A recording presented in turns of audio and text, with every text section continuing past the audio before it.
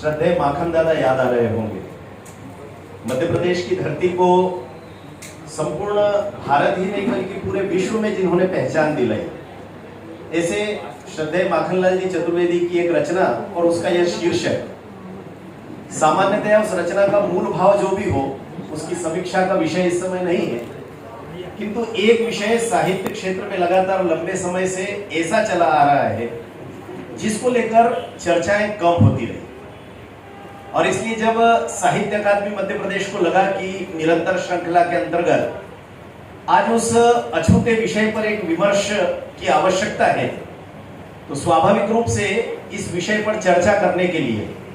जो एकमेव नाम मुझे ध्यान में आया वह थे मेरे पूर्ववर्ती और मेरे प्रेरणा पुरुष परम श्रद्धेय डॉक्टर उमेश सिंह। उमेश सिंह जी से हम सब एक लंबे समय से परिचित हैं।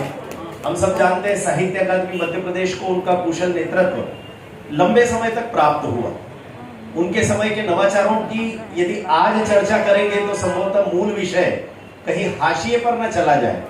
इसलिए उस सब की बातचीत की आवश्यकता इसलिए भी अनुभव नहीं करता कि उस पूरे युग के साक्षी आप सब मुझसे ज्यादा रहे। क्योंकि मैं उस समय भोपाल में नहीं था, किंतु निश्चित तौर पर हम सब जानते हैं कि श्रद्धेय उमेश सिंह जी एक साहित्यिक वैचारिक अधिष्ठान को लेकर, अपने मूल विचार को लेकर सदैव मुखर रहे। चाहे वह सोशल मीडिया का क्षेत्र हो, चाहे वह साहित्य का क्षेत्र हो, चाहे वह संपादक के रूप में साक्षात्कार के संपादकीय लिखने का अवसर रहा हो, उन्होंने कभी भी अपने मूल विचार को छुपाया नहीं, कभी उसको नेपथ्य में नहीं रहने दिया। और इसलिए आज का जो मूल विषय था उस विषय पर मुझे लगा कि आपातकाल के संबंध में, मीसाबंदी के संबंध में और साथ ही उस युग की साहित्य की संघर्ष की वृत्तियों के विषय पर जब हम बात करने का प्रयास करें तो मुझे लगता है कि उमेश जी से श्रेष्ठ हस्ताक्षर और श्रेष्ठ वक्ता कोई हो नहीं सकते थे। मैं साहित्य अकादमी मध्य प्रदेश की ओर से श्रद्धेय डॉक्टर उमेश सिंह जी का हृदय से स्वागत करता हूँ। जो पधारे, उन्होंने कृतज्ञतापूर्वक सहमति प्रदान की, इसके लिए मैं विशेष रूप से उनके प्रति आभार व्यक्त कर रहा हूँ। एक और चेहरा आप सब अपने बीच में देख रहे हैं, परम श्रद्धेय धूमकेतु जी हमारे मध्य उपस्थित हैं। कविता क्षेत्र का एक ऐसा हस्ताक्षर जिनको संभवतः नई पीढ़ी को यहाँ देख करके आश्चर्य भी लग रहा हो। इसलिए आश्चर्य लग रहा होगा क्योंकि एक लंबे समय से लगातार उन्होंने अपने आप को साहित्य क्षेत्र से थोड़ा सा परे रखा। परे रखने का एक मूल कारण भी, जिस पीढ़ी का प्रतिनिधित्व धूमकेतु जी करते हैं, ये उस पीढ़ी के रचनाकार हैं कि भोपाल को इस बात का गर्व होना चाहिए कि चाहे वे नीरज जी हो, चाहे काका हाथरसी हो, चाहे निर्भय हाथरसी हो, चाहे सुरेंद्र शर्मा जी हो, चाहे हरिओम पवार जी हो, देश के जितने बड़े नाम आप जानते हैं, देश के जितने बड़े मंचीय कविता के क्षेत्र के वरिष्ठ हस्ताक्षर हैं, उन सब के साथ कविता पढ़ने का गौरव भोपाल के जिस एक व्यक्ति को प्राप्त है, धूमकेतु जी। और दूसरा सुखद संयोग कहें या दुखद संयोग कहें कि जिस समय धूमकेतु जी इस पूरे काम में लगे थे, कविता को अस्त्र बना करके सत्ता के विरुद्ध संघर्ष का हथियार बना करके वे लगातार एक संघर्ष में जुटे हुए थे, उस संघर्ष के युग में जिन पुरोधा कवियों को हम लोग जानते हैं, उनमें से एक भी धूमकेतु जी। वो समय ऐसा था कि उस समय पर लगातार साहित्य पर प्रतिबंध लादे गए। सत्ता कैसे साहित्य पर अंकुश लगा सकती है, उसका कोई बड़ा उदाहरण आपको भारत में देखना हो तो केवल और केवल एकमात्र उदाहरण दिखाई देता है, और वह उदाहरण है आपातकाल का, मीसाबंदी का। आपातकाल शब्द का प्रयोग हम जैसे ही करते हैं तो हमारे ध्यान में आता है कि आपातकाल अभी कुछ दिनों पहले हम सब लोगों ने भी देखा था, लेकिन वह आपातकाल प्रकृति प्रदत्त था। कोरोना के कारण से हम सब लोगों को लगा कि पूरा देश संकट में है। कई बार बाढ़ की स्थितियां बनती है, कई बार भूकंप की स्थितियां बनती है, तो देश के एक निश्चित भूभाग में, एक निश्चित क्षेत्र में आपातकाल लागू किया जाता है। लेकिन उस समय मन स्थिति क्या होती है, सरकार के बूते का नहीं होता कि प्रकृति के इस विप्लव से वो लड़ सके, और इसलिए सरकार चाहती है कि जनसामान्य को साथ लेकर के इस विभीषिका से संघर्ष किया जाए। लेकिन मित्रों, दुर्भाग्य का विषय है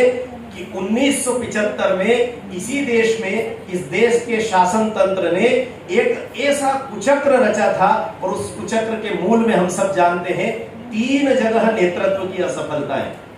जनता के बीच असफल हुए थे, इसलिए जयप्रकाश नारायण के नेतृत्व में जेपी आंदोलन खड़ा हुआ था, जनता सड़कों पर उतर आई थी। न्यायपालिका के क्षेत्र में विफल नेतृत्व हुआ था, इसलिए उनके चुनाव को रद्द करने का काम न्यायपालिका ने किया था। और हम देखते हैं कि जब इन सारे प्रपंचों से मुक्त होकर के राजनीति के क्षेत्र में उन्होंने मुकाबला करने का प्रयास किया, तो राजनीतिक क्षेत्र ने भी उस नेतृत्व को नकार दिया था, और अपने इस व्यक्तिगत स्वार्थ की पूर्ति के लिए जब आपातकाल लगाया गया, तो वह आपातकाल, वह मीसाबंदी इस देश का वह सबसे घृणिततम अध्याय माना जाता है जब कलम पर रोक लगाई गई। अगर आज मैं विस्तार से उसकी चर्चा करने लगा स्वागत उद्बोधन में, तो शायद ऐसा लगेगा आप सब लोगों को कि मैं हमारे वक्ताओं के समय पर अतिक्रमण कर रहा हूं, लेकिन हम सब लोगों को यह पता होना चाहिए कि मध्य प्रदेश में स्वदेश जैसा अखबार भी था, जिसके भृत्य से लेकर के प्रधान संपादक तक सबको जेल में डाला गया। माणिकचंद वाजपेयी जी, जिनके नाम पर हम पत्रकारिता का एक बड़ा सम्मान देते मध्य प्रदेश में, उन माणिकचंद वाजपेयी जी को मामी के अस्वस्थ होने पर, मामा जी हम सब उनको कहते हैं, माणिकचंद वाजपेयी मामा जी, मामी जी अस्वस्थ हुई, और हमने नेहरू जी के कई प्रसंग पढ़े हैं कि जब नेहरू जी कारागार में थे तो उनकी श्रीमती जी जब बीमार हुई थी, अंग्रेज सरकार ने उनको छोड़ा नहीं था, लेकिन उस विभीषिका को भोगे हुए परिवार ने ही फिर से माणिकचंद वाजपेयी जी के सामने वह परिस्थिति पैदा की कि मामी जी के अंतिम संस्कार में ही मामा जी शामिल हो पाए। 2 घंटे के लिए हथकड़ियां डाल करके इतने बड़े बड़े लोगों को, पिछले दिनों में जब लॉ कॉलेज के कार्यक्रम में नीमच गया, आप सबने नाम सुना होगा R.L. जैन, बहुत बड़े पत्र लेखक हैं, बहुत अच्छे साहित्यकार हैं, वरिष्ठ विधिवेत्ता हैं। उन्होंने बड़े मजाक में उस दिन अपने उद्बोधन में कहा कि मेरे जैसे व्यक्ति को भी, जो कि उस समय भी लॉ का इतना बड़ा विद्यार्थी और अध्येता था, उसको टेलीफोन के खंबे पर चढ़ करके टेलीफोन की लाइनें काटने के अपराध में कारागार में ठूंसा गया था। बोले मैंने अपने जीवन में कभी फल तोड़ने के लिए किसी आम के पेड़ पर भी चढ़ करके फल नहीं तोड़ा, लेकिन मेरे जैसे व्यक्ति को, उस समय के अभिजात्य वर्ग के लोग, उस समय के साहित्य जगत के लोग और नई दुनिया जैसे अखबारों को आज स्मरण करना चाहिए, जब नई दुनिया अखबार का जो संपादकीय कॉलम था उसको कोरा छोड़ करके और उस समय की सत्ता को कलम ने चुनौती दी। और इसलिए आज 2-3 उपक्रम हमने संजोए हैं। मैं आप सबको ये बताते हुए अत्यंत हर्ष अनुभव कर रहा हूं कि उस समय की मीसा की उस सारी आतताई शक्तियों के जितने कष्ट थे, उन कष्टों को अक्षरशः स्वयं भोगने वाले आदरणीय रमेश जी गुप्ता हमारे बीच उपस्थित हैं। वृत्ति से आर्किटेक्ट हैं, बहुत अच्छे आर्किटेक्ट, इंदौर के जाने माने हैं। और आज यह शुभ समाचार भी आप सबको दूं कि उनकी पुस्तक में मीसाबंदी, उस पुस्तक का विमोचन आज मुख्यमंत्री जी ने भी किया, और मेरे विनम्र आग्रह पर रमेश जी गुप्ता ने यह स्वीकारा कि आज यह कार्यक्रम चूंकि मूलतः उसी विषय पर है, तो मैंने निवेदन किया था कि आप इंदौर से आ रहे हैं तो थोड़ा समय और रुक करके इस पुस्तक का विमोचन हम यहाँ भी संपन्न करें। एक और अवसर रहेगा, साक्षात्कार का जो आगामी अंक है वह भी इसी मीसाबंदी और आपातकाल के विषय पर केंद्रित है। देश भर के वरिष्ठ रचनाकारों की रचनाएं उसमें संग्रहित है, और साथ ही वे मूल रचनाएं भी है जिन रचनाओं ने उस समय तख्त को चुनौतियां दी थी। आज उनमें से कुछ रचनाओं का हम सांकेतिक प्रस्तुति का यहाँ पर कार्यक्रम में रख रहे हैं, और इसलिए प्रिय मधुर के स्वर में आप सब उन रचनाओं को भी सुनेंगे। आपको लगेगा नागार्जुन, त्रिलोचन, उस युग में कितने लोग थे जिन्होंने अपनी कलम से सत्ता को चुनौती दी थी।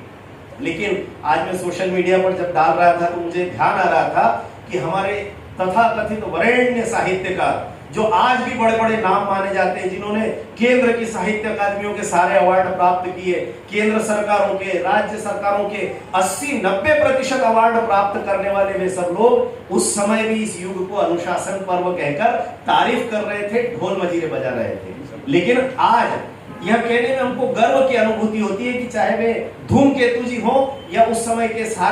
इतने सारे रचनाकार, उर्दू में लिखा जा रहा था, हिंदी में लिखा जा रहा था, सबने संघर्ष किया और अंततः लोकतंत्र की विजय हुई, अंततः संविधान की विजय हुई। 26 जून हमको बार बार स्मरण कराता है कि हमारे लिए जितने धर्म ग्रंथ हैं, उन धर्म ग्रंथों से ऊपर हमारा संविधान है, और साहित्य उसकी रक्षा में खड़ा होता है। लोकतंत्र की रक्षा में साहित्य, ये हमारी आज के कार्यक्रम की पंचलाइन है, ये हमारा ध्येय वाक्य है। और आप सबसे आग्रह करता हूं कि आज के कार्यक्रम में हम सब संकल्पित हों, सत्ता कोई भी हो, यदि वह लोकतंत्र के विरुद्ध खड़ी होती है, यदि वह संविधान के विरुद्ध निर्णय करती है, तो साहित्य का, कलम का, लेखनी धर्मी सारे रचनाकारों का यह दायित्व है कि हम सब मिलकर उस सत्ता के विरुद्ध संघर्ष करें। वह सत्ता राजनीतिक रूप से किसी भी विचारधारा की हो।